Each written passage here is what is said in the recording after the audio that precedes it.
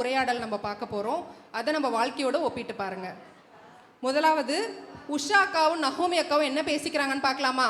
நகோமி மாமா, ஏதோ ஒரு இம்சை ஒன்று வருது. நகோமி அம்மா இம்சைகிட்ட மாட்டி முழிக்கிறேன். இந்த இம்சை வர வருது. நான் உஷா என்ன கூப்பிட்டுக்கின்னு வரேன்? நான் கூப்பிட்டுன்னு வரேன். குரலை கொடுக்கல வரல கொடு. எங்கள் மாமியார் இருக்கிறாங்க. நாங்கள் கத்தின்னு வரேன். அவங்க எங்கிட்ட வீட்டுக்காரர்கிட்ட போட்டு கொடுப்பாங்க தெரியுமா? ஒரே சண்டை பிரச்சனை. 40 வருஷமாக அந்த பொம்பளை கிட்ட மாட்டி நான் முழிக்கிறேன். அதே ஒரு இம்சை. நீ வரவன் இப்போ வந்து ஏக்கான்ற கோவமா பேசாதீங்க. கோவமா பேசாத. அவங்க கிட்ட மாட்டி நான் தான் முழிக்கிறேன். எனக்கு தானே தெரியும். கோவப்படாதீங்க. கோவப்படாது இருக்க முடியாதுப்பா. ஒரே சண்டை பிரச்சனை. என்ன பண்ண ஏக்கான்ற நீ வர நேத்தி வந்து வாங்க வா பேசுங்க. சரி, இவ்வளோ கோவப்படுறீங்களே, உங்களை கவனிக்க மாட்டேது. யார் கவனிக்கிறது உங்களை? ரொம்ப கவனிப்பேனே. எங்கள் வீட்டுக்காரர் கொடுப்பாரு சோறு, என் பிள்ளை கொடுப்பேன் சாப்பாடு. அவங்க 2 பேர் இல்லைன்னா கிச்சனில் சோத்தை போட்டு மூடி வச்சிருவேன். அதுவே துணுக்கும். அவ்வளோதான். இதுக்கிட்ட வந்து மாட்டி முடியுது. எனக்கு தான் தெரியும் கஷ்டம். அப்போ வீட்டுக்காரரு பிள்ளைங்கள்லாம் என்ன பண்ணுவேன்? அவங்களெல்லாம் கிச்சனில் சோத்தை போட்டு மூடி வச்சா அதுவே ஏந்தி எடுத்துன்னு போய் துணுக்கும். அவ்வளோதான். இப்படி பண்ணா எப்படி அன்பு இருக்கும் அவங்களுக்கு அவங்க மேலே உனக்கு? ஆமாம், ரொம்ப அன்பு வச்சு. அவங்க மாமியார் வயசானவங்கல்ல, அவங்க வயசானவங்க மாமியார்லாம் அப்படி தான் இருப்பாங்க. நாம தான் அட்ஜஸ்ட் பண்ணி நடந்துக்கணும். அன்பாக நடந்துக்கணும். நம்ம ஆண்டவர் என்ன சொல்லிக்கிறாரு? கசப்பு இருக்கக்கூடாது, விரோதம் இருக்கக்கூடாது, கோபம் இருக்கக்கூடாது. ஆண்டவர் சொல்லிக்கிறாருல்ல. சர்ச்சுக்கு வரல, அதெல்லாம் மறந்துட்டு மாமியாரை நல்லா பார்த்துக்க. அவங்களும் உன்னை கவனிப்பாங்க, நல்லா பார்த்துப்பாங்க. இனி வரும் காலத்தில் எங்கள் மாமியாரை நீ சொன்ன மாதிரி நேசிக்கலான்னு இருக்கிறேன். சாப்பாடு போடலான்னு இருக்கிறேன். என் மாமியாரை நான் அன்பாக பார்த்துப்பேன். பார்த்துக்குங்க. சோத்திரம்.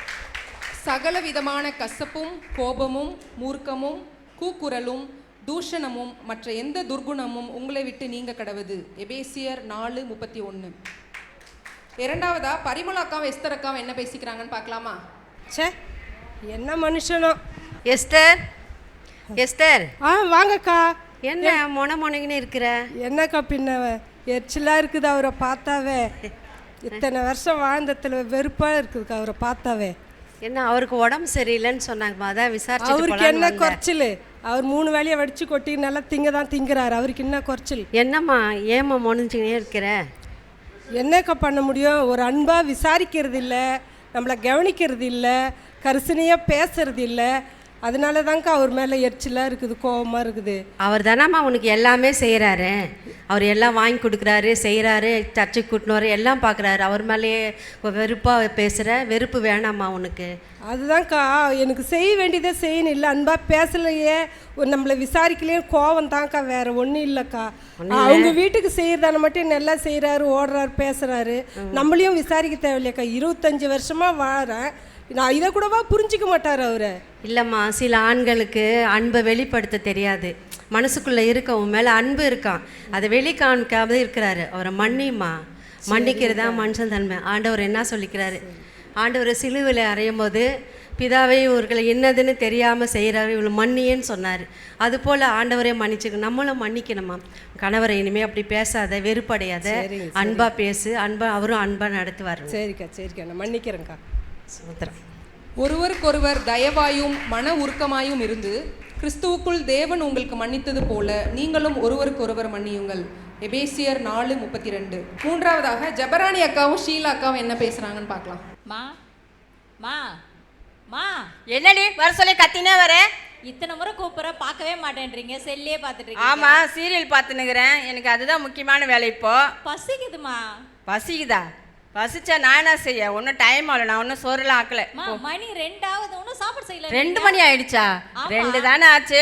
போய் இருக்கத்தை போய் வச்சு சாப்பிடு. நான் சீரியல் பார்த்துட்டு வரேன். எப்போ பார்த்தாலும் இந்த சீரியலே பார்த்துங்க, கோவமாவே இருக்கீங்க. போங்க. அக்கா. ஷீலா வாமா. என்ன பண்றீங்கக்கா? நான் அந்த சீரியல் பார்த்துன்னு இருக்கேன். எப்படி இருக்க? நல்லா இருக்கியா? நல்லா இருக்கேங்க. நீங்க எப்படி இருக்கீங்க? நல்லா இருக்கேன்ப்பா.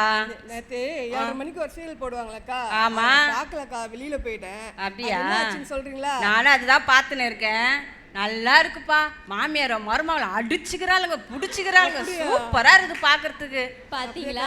இவ்வளோ நேரம் என்கிட்ட கோவப்பட்டீங்க. இந்த சீரியலை பத்தி பேசணும்னே சந்தோஷம். ஆமா, நான் பாக்குறது தான் அவங்களும் பாக்குறாங்க. 2 பேரும் சேர்ந்து பாக்குறோம். அதனால எங்களுக்கு சந்தோஷமா இருக்குது. எவ்வளோ நேரம் இந்த சந்தோஷம்? இவ்வளோ நேரம் கோவப்பட்டீங்க என்கிட்ட.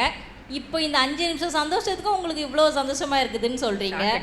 நீங்கள் அதுவே ஜெபம் பண்ணலாம். அந்த நேரத்தில் பைபிள் வாசிங்கன்னா அதெல்லாம் நிரந்தரமான சந்தோஷம். ஆமாம், நானும் அதுதான் யோசிக்கிறேன். ஆனால் என்னால் முடியல, இதுக்கு நான் அடிமை ஆயிட்டேன். சீரியல் பார்க்காம இருக்க முடியலையே. இந்த ஃபோனுக்கு அடிக்ட் ஆகிறத விட்டுட்டு டிவி சீரியல் இது எல்லாமே பார்க்கறத விட்டுட்டு அந்த நேரத்தில் நம்ம தேவனை நோக்கி பார்த்தோன்னா அது நிரந்தரமான சந்தோஷமா இருக்கும்லம்மா. சரிம்மா, பாஸ்டம் அடிக்கடிக்கு அதுதான் சொல்லுவாங்க. பாஸ்டமாக கூப்பிடுவாங்க ஃபோன் பண்ணி, நான் சீரியல் பார்க்கணுமே அப்படின்னு சொல்லி அதை ஃபோனே எடுக்கிறது கிடையாது. இனிமேல் நான் ஏசப்பாக்காக சீரியல் பார்க்கறதை விட்டுட்டு சபைக்கு போகிறதுக்கு பார்க்குறேன். ஷீலா, நீயும் நான் சரி சீரியல் பார்க்கறதை விட்டுட்டு சபைக்கு போகலாம் எல்லாருமா சேர்ந்து, சரியா? சரிங்கக்கா, நானும் இனிமேல் அந்த ஒழுங்காக சீரியல்லாம் பார்க்க மாட்டிட்டு பைபிள் படிக்க ஜெபம் பண்ண நேரத்தை செலவிடுறேங்க்கா. சரிடா, சரிம்மா, என் பொண்ணு சொல்கிறத இனிமேல் நான் கேட்க போகிறேன். எல்லாவற்றையும் அனுபவிக்க எனக்கு அதிகாரம் உண்டு, ஆகிலும் எல்லாம் தகுதியாயிராது. எல்லாவற்றையும் அனுபவிக்க எனக்கு அதிகாரம் உண்டு, ஆகிலும் நான் ஒன்றிற்கும் அடிமைப்பட மாட்டேன். 1 கொரிந்தியர் 6:12. நான்காவதா சுந்தரி அம்மாவும் அபிஷேக அம்மாவும் என்ன பேசுகிறாங்கன்னு பார்க்கலாம். சுந்தரம்மா, நல்லா இருக்கிறியா?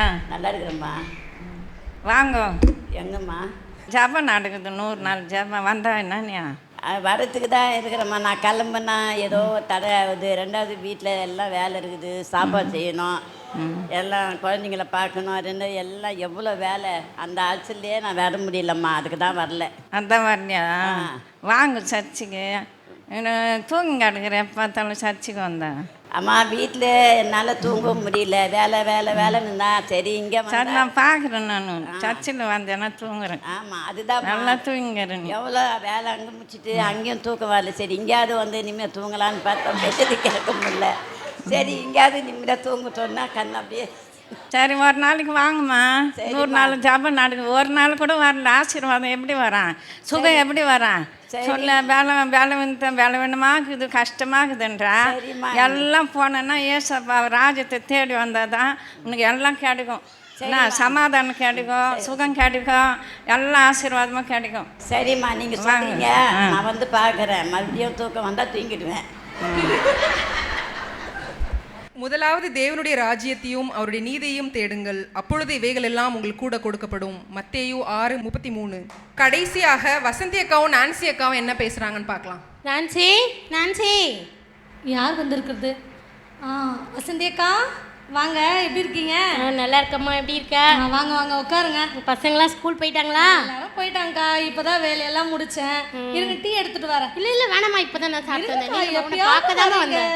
இல்லைம்மா, உன்னை பார்க்க தான் நான் வந்தேன். அப்படியா? விஷயம் எல்லாம் பார்க்க வர மாட்டீங்களா? என்ன விஷயம்? இல்லை, இன்னைக்கு 5 மணிக்கு கேர்சல் ப்ரேயர் இருக்குல்ல. ஓ, இன்னைக்கு செவ்வாய்க்கிழமைல மறந்தே போயிட்டேங்க்கா. ஏமா? ஆமாக்கா, என் வேலைக்கா வீட்டில் அந்த அது இதுன்னு சொல்லிட்டு வேலையாக இருக்கேண்ணா, மறந்துட்டேங்க்கா. சரி, யார் வீட்டில் ப்ரேயர் இன்னைக்கு? சாந்தி வீட்டில். ஓ, நம்ம கடைசி தெருவில் ஒரு மஞ்சள் கலர் வீடு இருக்கு, அந்த அக்காவா? ஆமாம்மா ஆமாம்மா. ஐயோ, அங்கேயா?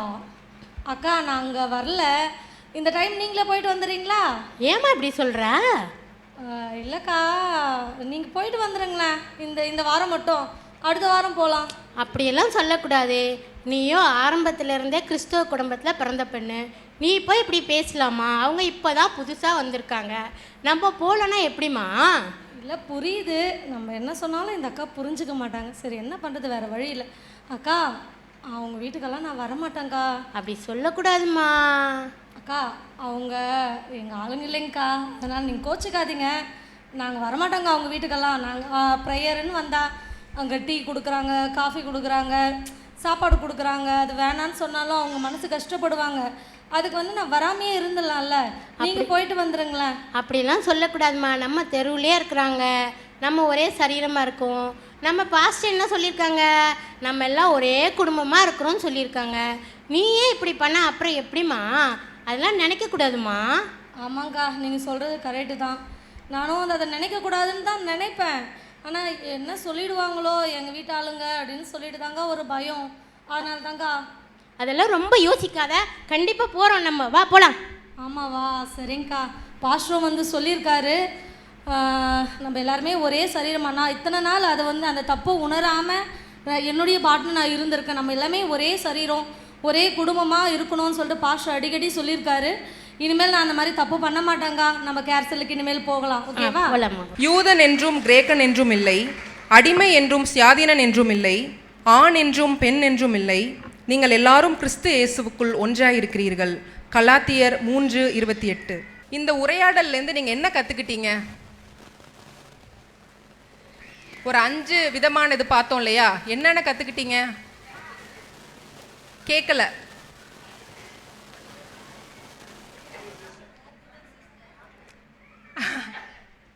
கொஞ்சம் சத்தமாக யாராவது ஒருத்தவங்க எழுந்து நின்று சொல்கிறீங்களா? 5 பேருடைய உரையாடல் நம்ம பார்த்தோம். அதில் என்னென்ன காரியங்களை நீங்கள் கற்றுக்கிட்டீங்க?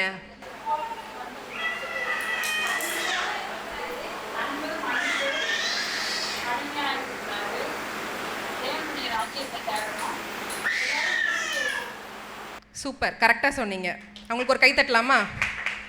ஸோ நம்மளுக்கே தெரியாமல் நம்மக்கிட்ட நிறைய தூசிகள் வந்து நம்ம வாழ்க்கையில் இருக்குது. ஸோ கடைசி காலத்தில் வாழ்கின்ற நாம் நம்மிடையே காணப்படுகின்ற இந்த தூசிகளெல்லாம் உதறி தள்ளிவிட்டு எழுந்திருந்து தேவனுடைய ராஜ்யத்தை கட்ட முயற்சி செய்வோமாக. நன்றி. அபிஷேகம் அபிஷேகமே இப்போ தாரும் தெய்வமே, அக்கினி அக்கினியா என்னை மாற்றும் தெய்வமே, அபிஷேகம் அபிஷேகமே இப்போ தாரும் தெய்வமே, அக்கினி அக்கினியாய் என்னை மாற்றும் தெய்வமே. நம்மிடம் காணப்படுகிற எல்லா தூசிகளையும் நம்ம உதறி தள்ளிட்டு இந்த கடைசி காலத்தில் நம்ம ஆண்டவருக்காக எழுந்து பிரகாசிப்போமாக. தேங்க்யூ.